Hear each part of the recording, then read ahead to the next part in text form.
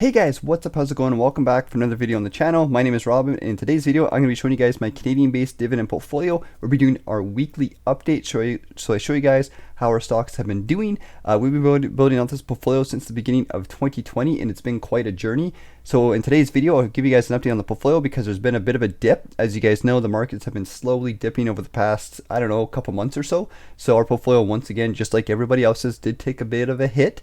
So I'll cover that inside today's video. Then I'll show you guys what stocks I'm buying in today's video, and I'll show you guys the recent dividend payments. And towards the end of the video, I'll show you guys how we're looking to live off our dividends and have some fun with that, because this channel isn't just it's not a super technical channel. I like to call it, it's more of lifestyle investing, which is more like about investing the basics and then showing you guys how that kind of investing is also tied into my lifestyle and how it's making a difference for my life personally. So that's kind of where that's kind of what this channel is about. So I hope you guys enjoy it. Anyways, we'll jump inside the portfolio really quickly, guys, and let's see how our stock portfolio is doing on Wealthsimple Trade for this week.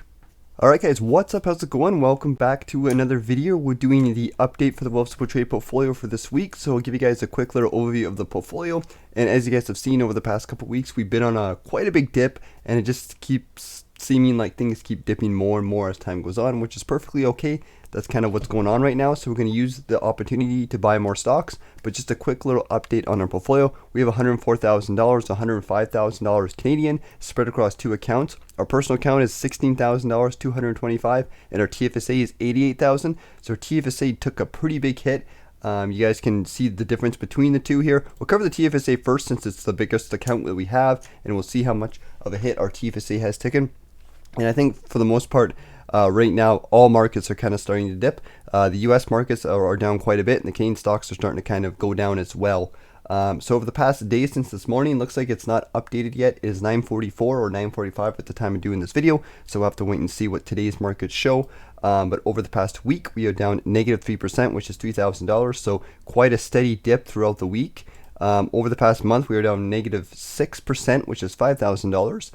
So pretty steady decrease in the past month. We've seen a few jumps here and there. On April 28th, we got a bit of a jump, and then on May 4th, we got a bit of a jump, but more or less down. And we've been investing throughout that whole time period as well. Over the past 3 months, once again, looks like we're down -6%, and we can see the big dip happened right towards the end of April. We saw a big dip down here, and we still haven't quite recovered yet. Over the past year, we're still up 4%, so the TFSA is still doing good.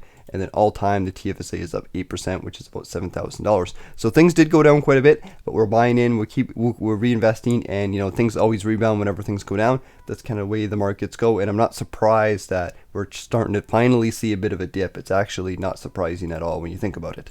Going over to the personal account, more or less the same thing. The past day looks like we're just sitting at zero. The past week, we're down -3%, pretty much the same thing as the TFSA. Past month, -6%. Last 3 months, -6, 7%-ish, give or take. And then the 1 year return for the personal account is 3% gain. So even the personal account is still up a little bit, which is kind of cool at the end of the day. So you guys can see the value of investing over time. As long as you invest over time and you keep reinvesting, that compoundingness kind of gets you in a position where even when dips happen, you can still benefit from being up in the market, right? But keep in mind, the personal account is more Canadian based, so the Canadian stocks are doing a little bit better than the US stocks, and that's the reason why we can see the personal account up just a little bit. And while we're inside the portfolio, I'll give you guys a quick little update on all my individual stocks. We'll take a peek at the ones that kind of got hit the most over the last little while. So TFSA is going to be the first portfolio we're going to cover. We look at the biggest ones. We have Algonquin Power and Utilities, which is still down quite a bit, -14%. CNR is currently sitting at 0%. So CNR, we've seen a bit of a dip. HYLD is down by 10%. This is our high dividend fund, but keep in mind, we don't really care about the stock appreciation of this fund. We're focused on the dividend income. In fact, when the stock appreciation does go down, we can buy that yield at a better price, I guess. So that's also something to look forward to. But that's a stock that got hit quite a bit. Severia Corp is down -5%. TELUS took a bit of a dip, but still up 14%, doing pretty well. And then we can finally see VDY went down a little bit, and VFE is actually seeing a -5%. So quite a bit of a dip for VFE, which is the S&P 500, and that's the reason why our portfolio went down so much, is because it's a good chunk of the portfolio, and just everything going down in general also pushes things down. If you go over to the personal account, more or less the same thing. Algonquin down -7%. CNQ got a bit of a dip. We see it's only at 8%. It was quite a bit higher. CNR, we can see that negative 10% dip. So maybe CNR is something to take a peek at. HYLD in the personal account is even down even more at negative 15%. So a lot of stocks are down. Manulife is down quite a bit. We've seen a lot of these stocks, these Canadian stocks, are pushed down quite a bit, probably signaling a good time to buy them. Power Corp of Canada is down negative 16%. And so forth. So always, going to be a good time to buy a lot of these Canadian stocks as well as the S&P 500. Now, before we go inside the video, I'll show you guys what stocks I'm buying today. I'll do a quick little recap on what stocks I bought this week. So we'll take a quick little peek over the past couple days. Let's start at, I would say, the beginning of this week would be Sunday 8th. So the 8th we have here. On the 9th, I bought some shares of VFE, so I've been buying the S&P 500. I also bought HYLD. I'm currently in the process, as a lot of you guys know, of stacking up HYLD inside my portfolio, so that's why I've been buying it quite a bit. It's also at a pretty good price too as well, so there's also that to consider. But more or less the same thing. A lot of our ETFs, so VFE, I bought some ATD, more VFE and HYLD. So mostly just ETFs buys, and once again, it's mostly because of the fact that the S&P 500 is down so much. We're just focusing on buying the overall markets. I think is a good strategy. It's always a good strategy, but it's definitely a good strategy for right now because everything in the market is down. Because we've been putting money into the market over the past, pretty much every single day I can, I'm at the point right now, once again, where I'm throwing all the money I can in the market, because more or less when the markets go down, this is the best time to invest and we can make a lot of cash. We did it during the pandemic and we got a pretty good result once things recovered. So more or less we're looking to do the same thing. So we only have $100 today, which isn't a lot, I know, but once, I just showed you guys, I have been putting money in the market pretty much every single day. I have some free cash. I go inside my bank account, I take out a little bit of funds here and there, and that's the way I do it. So inside the TFSA, I'm working on maxing out the TFSA. It's almost maxed out for this year. I got, I think, another $1,000 or $2,000 to put in. So we're going to be maxing out the TFSA. Once again, guys, if you guys don't have your TFSA max, start with that. It's the most important thing. We have $100 today, so we could buy whatever we want. I think I'm going to buy some stocks today. We're going to buy about I'd say about $50 worth or so VFE, because I'm just buying the S&P 500 because you have to buy it right now, in my opinion. It's such a good price. And I'll look at an individual stock to buy that's been hit quite a bit. So we could buy CNR, probably is looking at a pretty good price right now. I think I might buy them because it went down quite a bit. ATD is always going to be a good stock as well as AQN, Algonquin Pound Utilities. The TFSA, we don't have as many stocks inside of it. So I'm just going to kind of buy what we already have because it just keeps things easier that way. While the personal account kind of has more holdings, it's been the main one I've been expanding upon. Probably not going to buy Fortis, since Fortis kind of it's always does well. It's more of a defensive stock that doesn't dip a lot. So we'll put $50 into the S&P and go through that, and I'll do that really quickly here. We'll do a fractional buy. Just going to refresh the page really quick, and it should load up and show us that we have $100 inside of our TFSA. There it is. And we will go fractional buy, and we'll put $50 Canadian and put that through. And even though I think I bought CNR in the last video, pretty sure I bought CNR stock in the last video, I'm going to put some more money in it to this video, just because I do feel like when stocks are down so much, you really can't pass up the opportunity to invest inside them. So let's go inside CNR. Let's take a quick peek, because we are sitting up quite a bit with this stock for a while.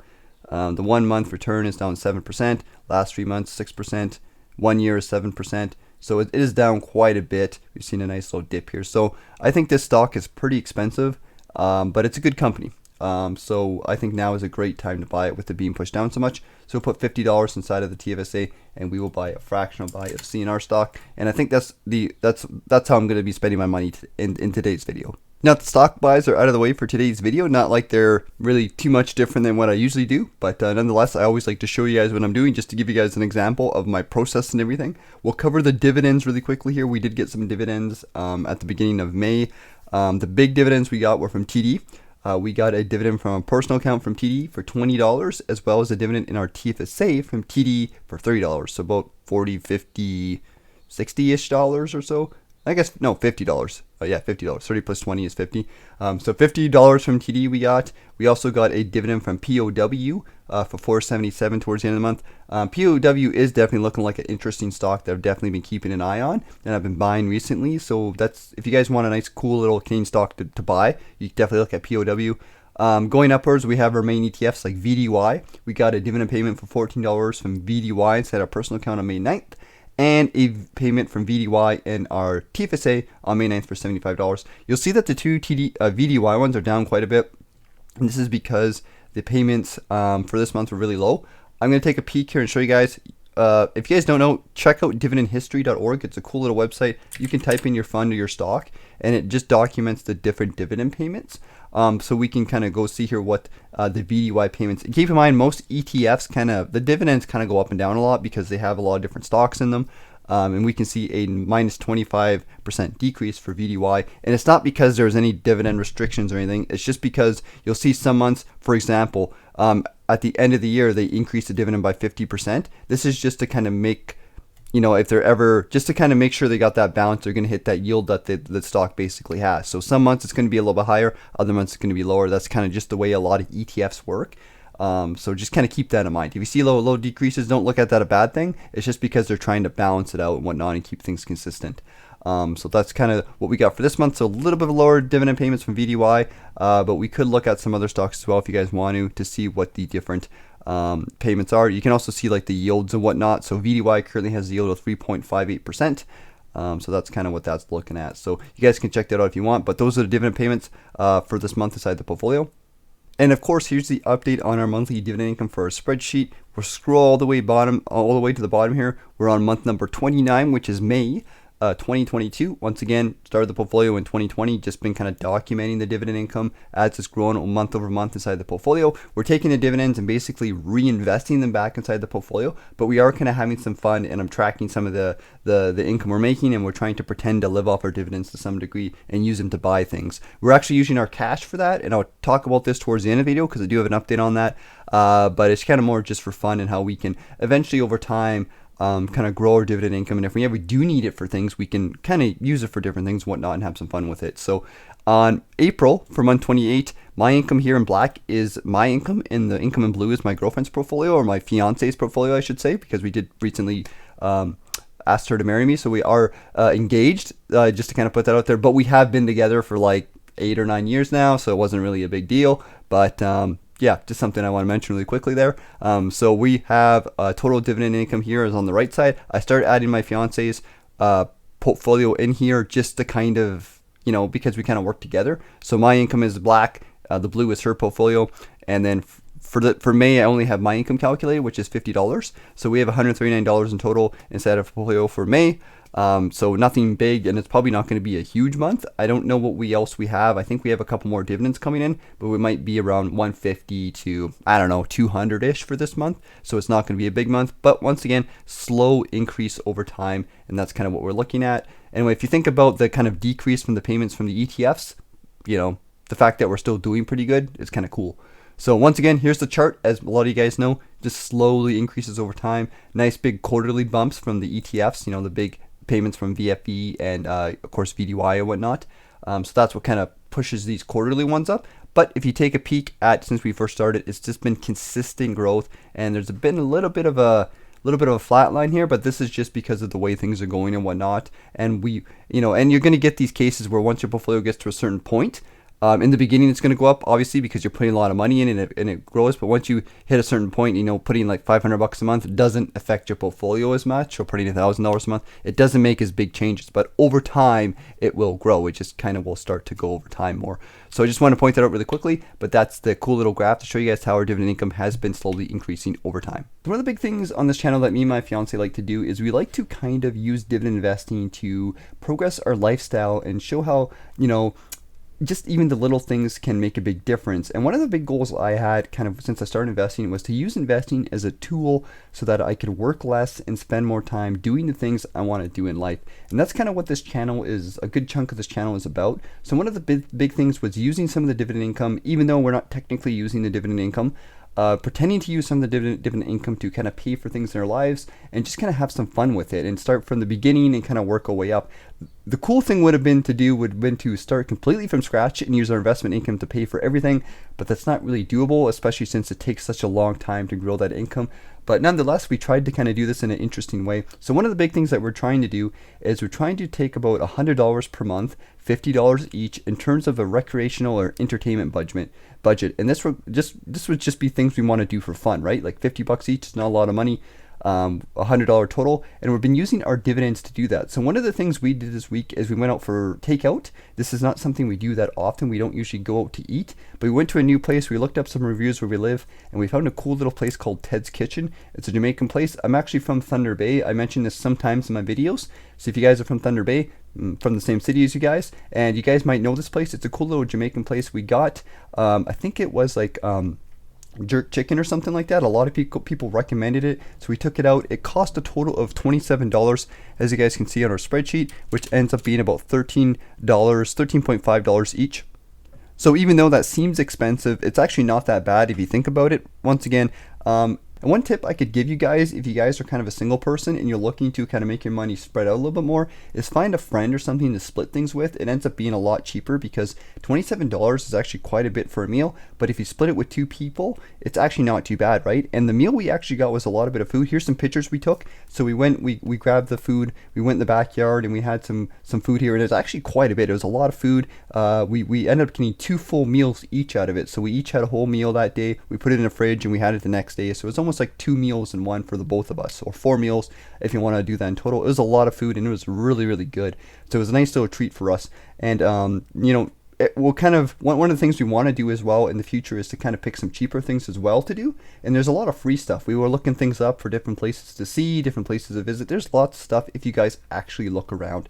So I'm not too sure what we're going to do next week. We'll have to kind of think about it, but I'll give you guys an update for sure. But I just want to give you guys a cool little update because it was a lot of fun. It's really nice, and I also want to show that even though we're frugal, we try to save money and stuff like that. It's important to treat yourself and have some fun. So my recommendation is take a little bit of money each month and treat yourself to something nice, even if it's just something small like going for a cup of coffee or going for a nice little treat or something, or going to watch a movie or something. There's lots of cheap things you can do, but find a budget, stick to it, and treat yourself to something nice because it's important to take care of yourself and have some fun along the way. Alright guys, that's it for today's video. Hope you guys enjoyed it. If you guys have any questions, like usual, let me know in the comment section. Take care. Hope you guys have yourself a good day, and I'll see you guys later.